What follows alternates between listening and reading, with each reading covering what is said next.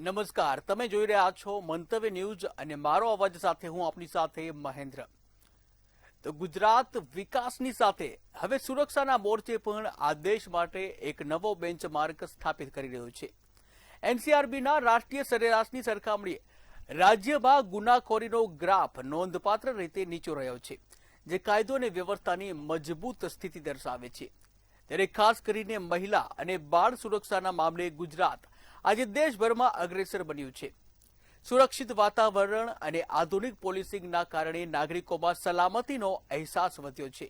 ત્યારે ઔદ્યોગિક પ્રગતિની સાથે સામાજિક શાંતિ જાળવી રાખવામાં ગુજરાતનું આ મોડેલ અન્ય રાજ્યો માટે પણ દિશા ચિંધનારું સાબિત થયું છે.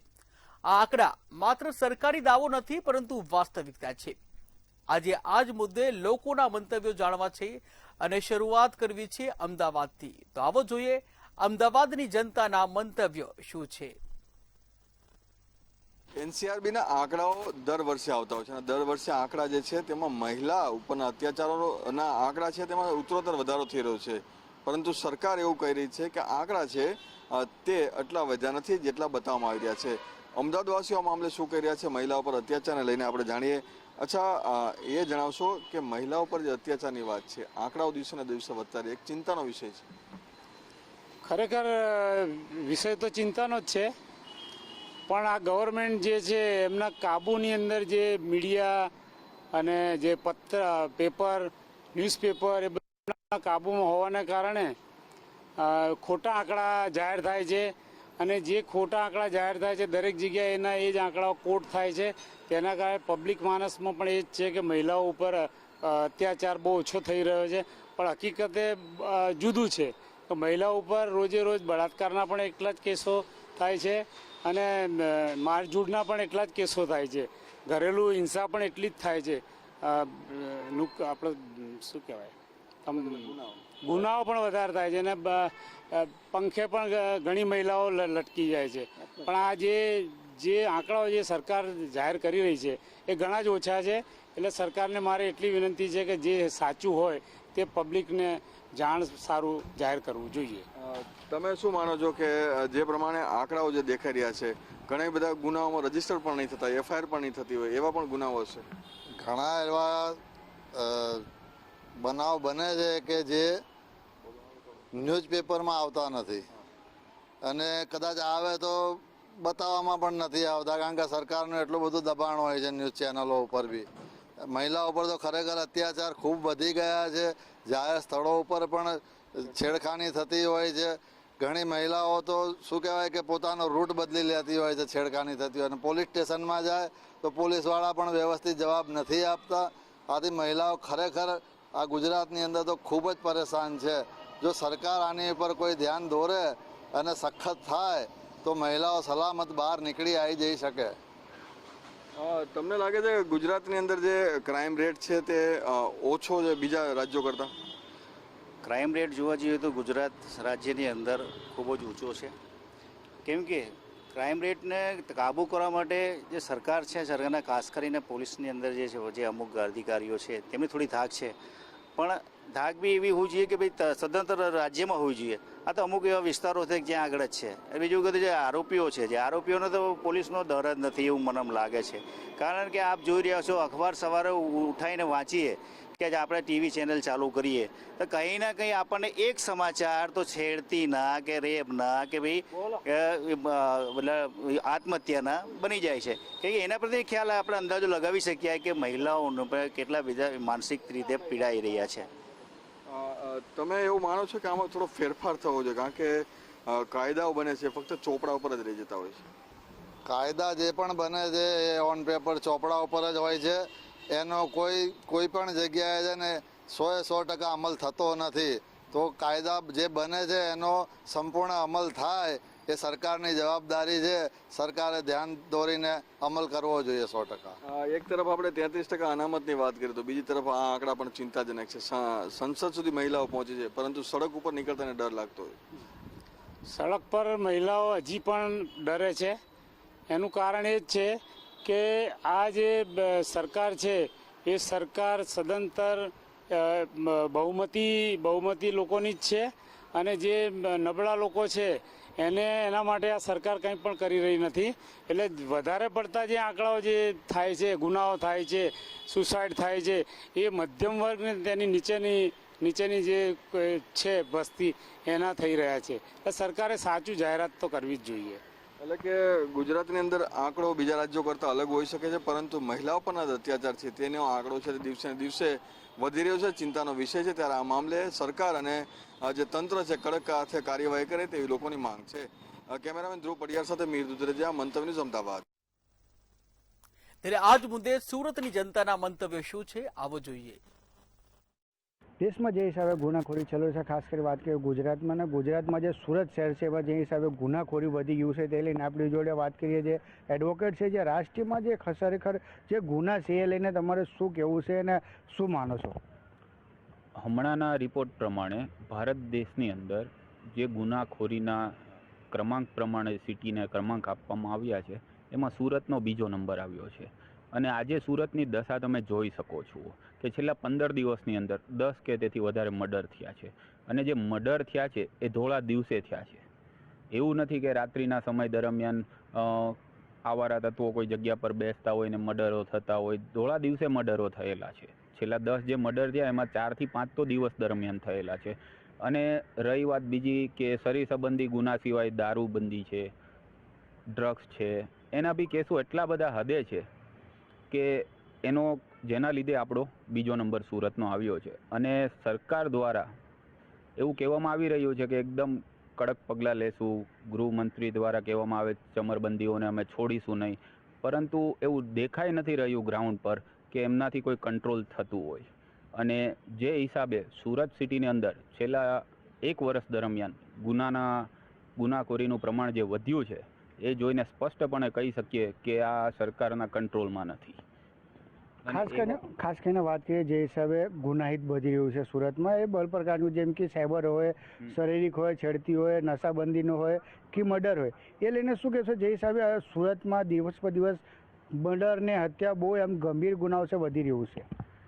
જી બિલકુલ. એક કોઈ સ્પેસિફિક નથી કે શરીર સંબંધી ગુના વધારે પ્રમાણમાં છે કે સાયબરના. હરેક પ્રકારના ગુનાઓનું પ્રમાણ વધ્યું છે.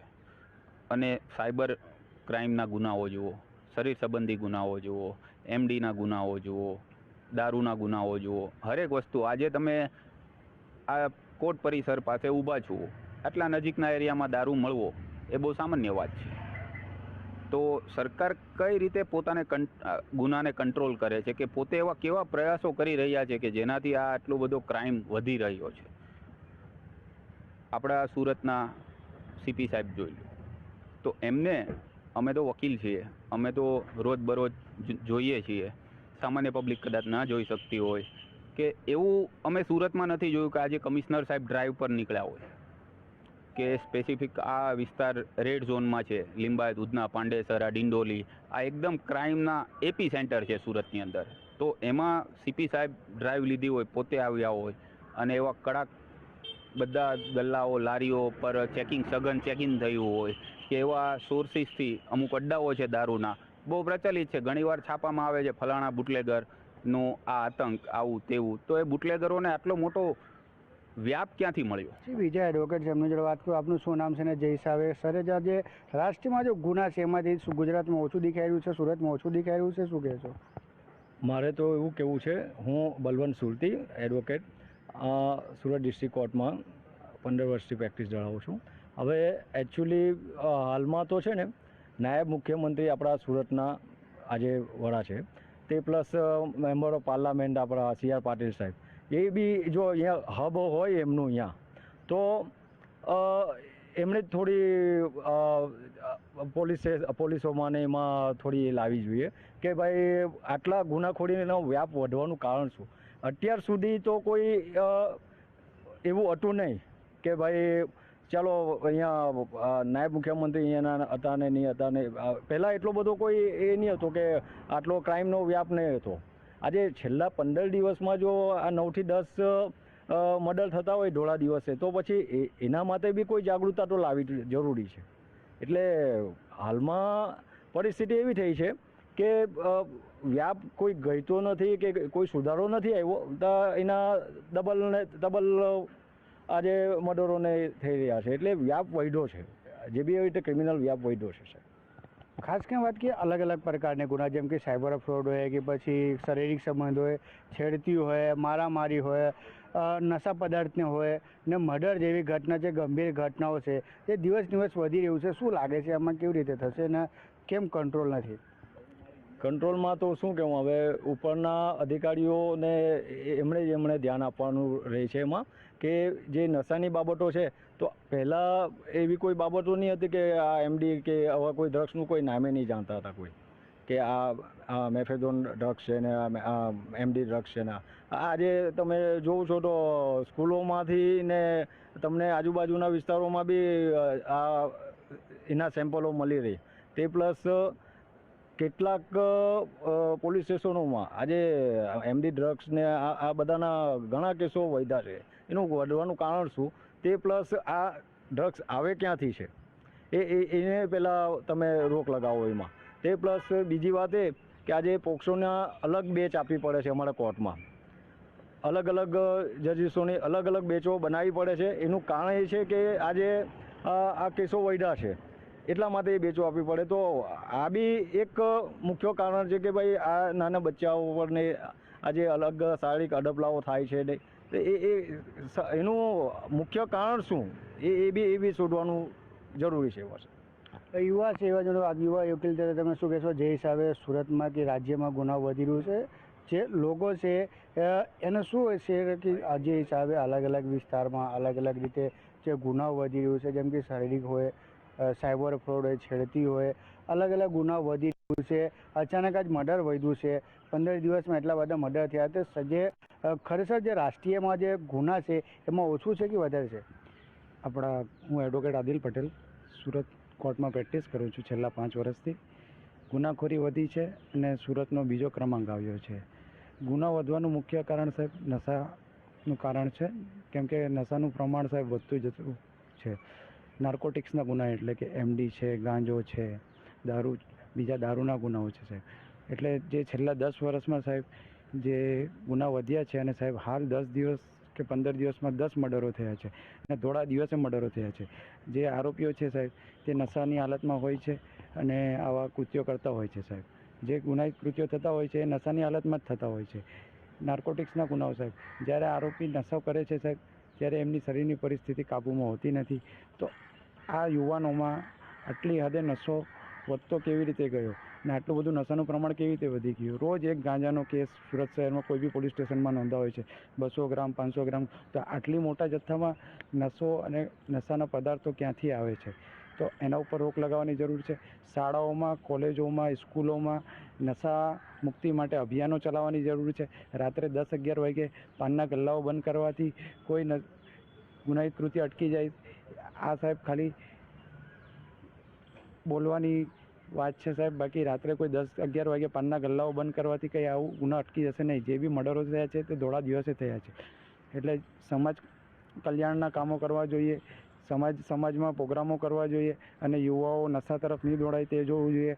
ગુનાહિત કામો કૃત્યો જે વધે છે એ નશાને કારણે વધે છે અને નશાનું વધતું જતું પ્રમાણ જ આ ગુનો બનવાનું કારણ છે. હવે જે આપણા ઉપમુખ્યમંત્રી છે અને CR પાટીલ સાહેબ છે, CR Patil member of parliament છે અને ઉપમુખ્યમંત્રી અને ગૃહમંત્રી આપણા સુરતના છે, અને તેમની સાથે રહીને કમિશનર સાહેબે એક કમિટી યોજવી જોઈએ અને સમાજ કલ્યાણ અને નશા મુક્તિ માટેના પ્રોગ્રામો યોજવા જોઈએ, જેનાથી નશાનું સેવન અટકે અને જેને કારણે ક્રાઇમ ઓછો થાય. અને નશા પણ કારણ થઈ શકે ને જે હિસાબે રાષ્ટ્રમાં હોય કે ગુજરાતમાં હોય કે સુરતમાં જે હિસાબે અચાનક ગુના વધી રહ્યું છે તે પણ એક જે રોજગાર છે એનો પણ વિષય બની શકે છે. કેમ કે જ્યારે રોજગાર ના હોય ને નશાની હાલતમાં લોકો આવતા હોય ને જે અંદર મારામારી કરતા હોય કે અંદર જો મોટા ગુનાઓ હોય કે જે છેડતી હોય કે પોસ્કો હોય કે પછી જે સાયબર ફ્રોડ હોય કે જે હત્યા જેવું ગંભીર ગુના હોય એ દિવસ વધી રહ્યા છે. કેમેરા પર્સન શોએબ શેખ સાથે દીપક રાય, મંતવ્ય ન્યૂઝ, સુરત. ત્યારે જ મુદ્દે વડોદરાની જનતાના મંતવ્યો શું છે આવો જોઈએ. રાષ્ટ્રીય સરેરાશમાં ગુજરાતમાં ગુનાખોરીનો જે દર છે તે ખૂબ જ ઓછો છે. મહિલા સુરક્ષામાં ગુજરાત દેશભરમાં અગ્રેસર રાજ્ય બન્યું છે. ગુજરાતમાં દારૂબંધી કેસોથી ગુજરાતનો ક્રાઇમ રેટ ઊંચો દેખાય છે. ગુજરાત પોલીસની સક્રિય કામગીરીથી ગુનાઓ વધ્યા તે સામે આવ્યું છે. સાથે હિંસાત્મક જે ગુનાઓ છે તે ગુજરાત દેશભરમાં 31મા ક્રમે રહ્યું છે. બલાત્કાર અને ખૂનના કેસોમાં ગુજરાત સુરક્ષિત રાજ્ય છે, જ્યારે મિલકત સંબંધિત ગુનાઓમાં ગુજરાતનો ક્રાઇમ રેટ ઓછો છે. અને આ જ મુદ્દાને લઈને અમે આ વિષયને જો વધારે વિસ્તૃત માહિતી આપી શકે તે માટે અમારા સાથે તમામ જે વરિષ્ઠ અને અગ્રણી વકીલો છે, આપણે તેમની સાથે જ વાત કરીશું. શું કહેશો કે ગુનાખોરીનો દર ખૂબ જ ઓછો છે?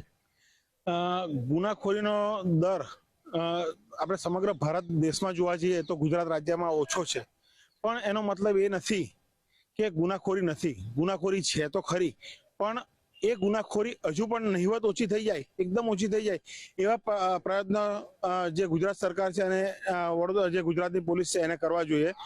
જે ગુંડા તત્વો છે એ ગુંડા તત્વોનું નેસ્ત નાબૂદ એમને કરી દેવા જોઈએ એમને. કારણ કે જે બાળકો ઉપર અત્યાચાર થઈ રહ્યા છે, કે જે નાની બાળકીઓ ઉપર અત્યાચાર થઈ રહ્યા છે, એ તમે જોઈ શકો છો કે દિવસે દિવસે એક રેટ વધતો જાય છે.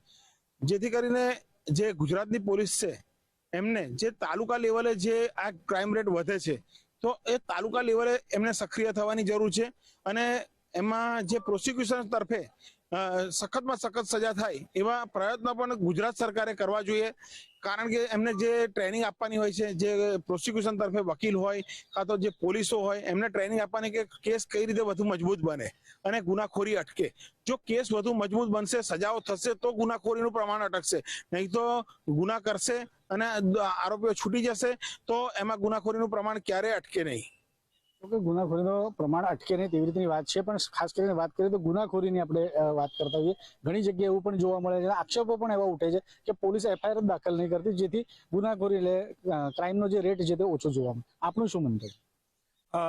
મારું મંતવ્ય એવું છે કે આ જે તમે સર્વે કર્યું છે એ સર્વે કર્યું એમાં વિચારવા જેવી બાબત છે. ગુજરાતમાં એવું નથી કે ગુનાખોરી ઓછી છે.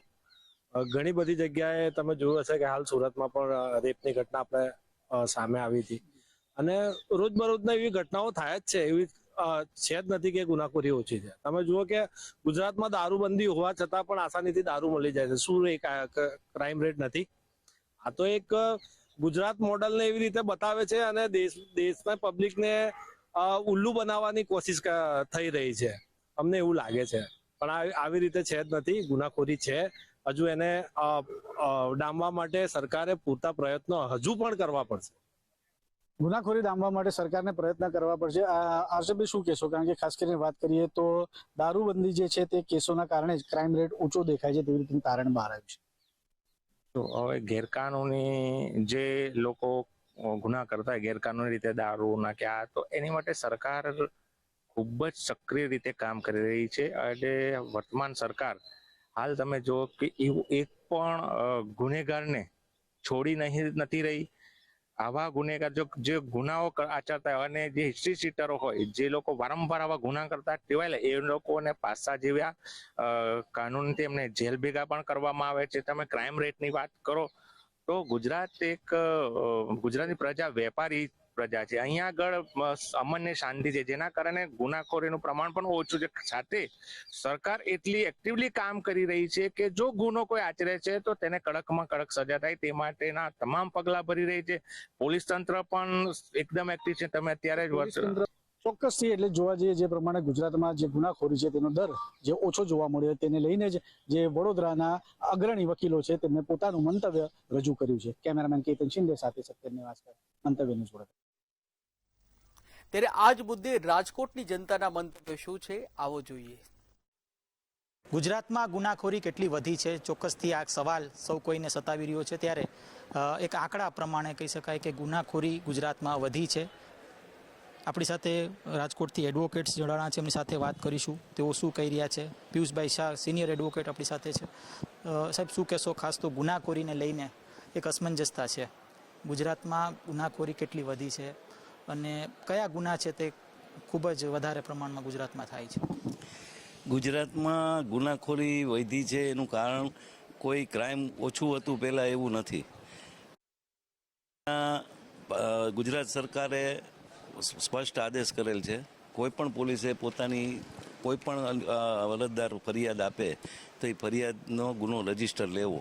અગાઉની પોલીસ શું છે કે ગુના દાખલ નહોતી કરતી અને ગુના ઓછા બતાવતી હતી પોતાનું સારું લગાડવા, અને અરજદારોને ન્યાય નહોતો મળતો. અત્યારના પરિસ્થિતિ એવી છે કે સ્પષ્ટ આદેશ છે સરકારનો, સુપ્રીમ કોર્ટનો આદેશ છે કે કોઈ પણ અરજદાર અરજી આપે તો એકવાર ગુનો દાખલ કરવો, પછી તપાસ કર્યા પછી એવું લાગે તો પોલીસે જે નિર્ણય લેવો હોય એ લઈ શકે. અરજીનું જે પ્રમાણ હતું એ અરજીનું પ્રમાણમાં રાખી અને પોલીસ જે પોતાની રીતે ડિસાઇડ કરતી હતી એ બંધ થઈ ગયું છે. એનાથી ફરિયાદ પક્ષને ખૂબ જ મોટો ફાયદો થયો છે અને ગુના વધ્યા છે, પણ એની સામે સરકારની કડક કામગીરી છે. અત્યારે તમે જુઓ તો NDPSના ગુનાઓમાં પણ સરકાર ખૂબ જ ચિંતા કરે છે અને આવડા મોટા મોટા NDPSના બધા પકડે છે. દારૂબંધીમાં આટલા બધા ગુના દાખલ થાય છે, પહેલાં નહોતા થતા, કારણ કે ત્યારે પોલીસની ને ફરિયાદીઓની આરોપીઓની સાંઠગાંઠ હતી. અત્યારે કોઈ પણ પ્રકારની સાંઠગાંઠ સરકાર ચલાવતી નથી. સરકાર અત્યારે ખૂબ જ ચિંતા કરે છે, એટલે ગુનાનું પ્રમાણ ભલે વધ્યું હોય પણ એનાથી પબ્લિકમાં ખૂબ જ સારી એક છાપ છે. તમે શું કહેશો, શું નામ અને ગંભીર ગુનામાં ઘટાડો થયો છે કે કેમ? શિવરાજસિંહ ઝાલા. ભારતમાં કુલ અત્યારે છે ને 28 રાજ્યો અને 8 કેન્દ્ર શાસિત પ્રદેશો છે. એટલે આપણે બીજા બધા રાજ્યની સરખામણીમાં જોઈએ, જેમ કે બિહાર છે અને યુપી છે, એ બધાની સરખામણીમાં હાલમાં ગુજરાતમાં ક્રાઇમનો રેશિયો મધ્યમ અથવા તો ઓછો કહી શકાય એમ છે. પરંતુ છેલ્લે ઘણા સમયમાં આપણે જોઈએ તો હાલમાં અત્યારે સાયબર ક્રાઇમના ગુનાઓ વધતા જાય છે અને આ ગુનાખોરી જે વધતી જાય છે તેમાં પણ જે ગુજરાત સરકાર છે સાયબર ક્રાઇમમાં હેલ્પલાઇન નંબરથી માંડી અને એનું આખું અલગ ડિવિઝન કરેલું છે. એટલે સરકાર અત્યારે ગુનાખોરી ડામવા માટે ઘણા પ્રયત્નો કરી રહી છે અને ગુજરાતમાં હાલમાં ગંભીર ગુનાઓ અન્ય રાજ્યોની સરખામણીમાં ખૂબ ઓછા કહી શકાય એમ છે. તમે શું કહેશો, શું નામ? ઝાકીર આગરિયા, એડવોકેટ. ગુજરાતની જ વાત કરીએ તો પોલીસની કઈ પ્રકારની સ્થિતિ અને તેમની કામગીરીથી લોકો સંતુષ્ટ છે કે કેમ?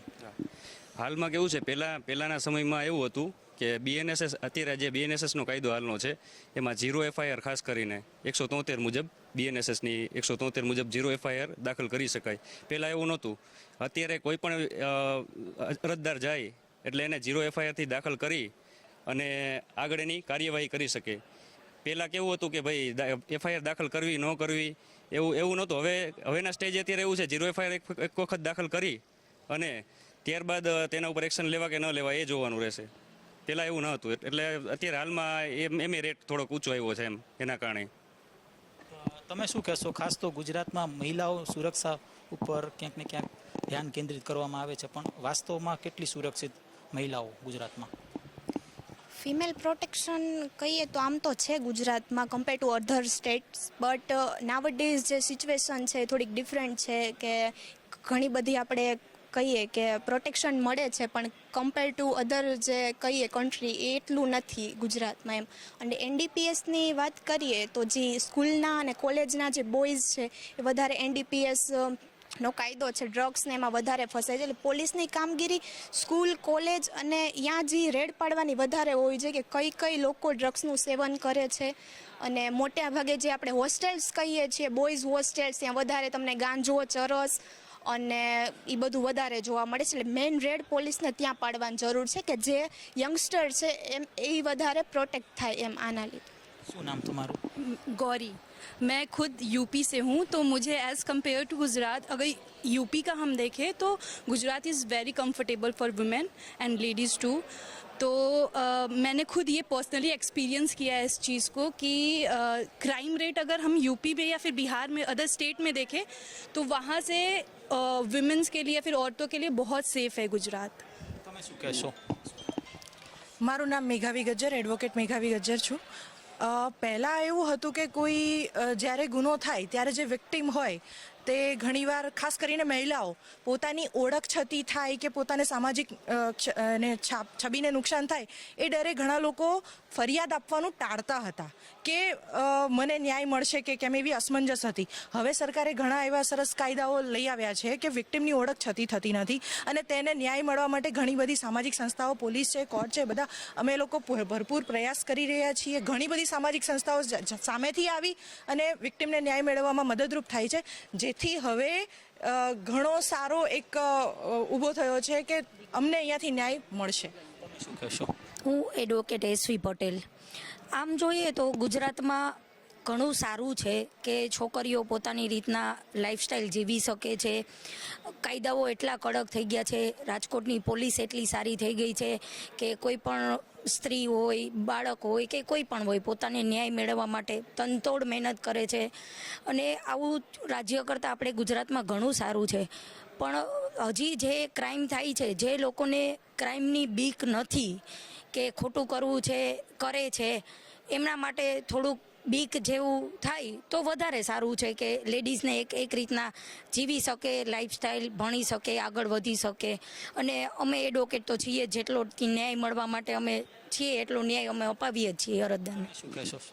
તમે શું કહેશો? ખાસ તો ન્યાયની જે પ્રણાલી છે, આ પ્રણાલી ઉપર લોકોને કેટલો વિશ્વાસ છે? અત્યારે અમે એક લીગલ શાખા ચલાવી રહ્યા છીએ. એના માધ્યમમાં એનું માધ્યમ એ છે કે અમે લોકો સુધી ફ્રી વકીલ એડવોકેટની સુવિધા પહોંચાડી શકીએ. એ એક સારામાં સારો બેનિફિટ છે લોકો માટે કે જો કોઈ પણ વકીલ રાખી શકતા ન હોય તેને ફ્રી વકીલની સુવિધા આપવાનું કાર્ય કરે છે કોર્ટ. દરેક કોર્ટમાં એક લીગલ શાખાની આપવામાં આવી છે અને તે લીગલ શાખા અંડરમાં બધાને હે ને એક લીગલ એડવોકેટ આપવામાં આવે છે. અને તેને સ્પષ્ટપણે કહી શકાય કે હાલ અત્યારે વકીલો એ જ કહી રહ્યા છે કે ગુનાખોરીનો જે કહી શકાય કે જે રીતના વધી રહ્યો છે તેને જ લઈને સરકાર પણ પ્રયત્નશીલ છે અને સાથે સાથે અનેક જે NGO છે અને આ સાથે જે પોલીસ તંત્ર છે તે પણ કાર્યશીલ છે. સ્પષ્ટપણે જે ન્યાયિક વ્યવસ્થાને સુધારવા માટે લોકો પણ ક્યાંક ને ક્યાંક પ્રયાસો કરી રહ્યા છે, પણ સાથે સાથે સરકાર પણ ક્યાંક ને ક્યાંક આ સમગ્ર મામલે છે તે પ્રયત્નશીલ છે. વ્યાસ ધ્રુવ કુંડલ, રાજકોટ. તો મારો અવાજમાં હાલ બસ આટલું જ. વધુ સમાચાર માટે જોતા રહો મંતવ્ય ન્યૂઝ. નમસ્કાર.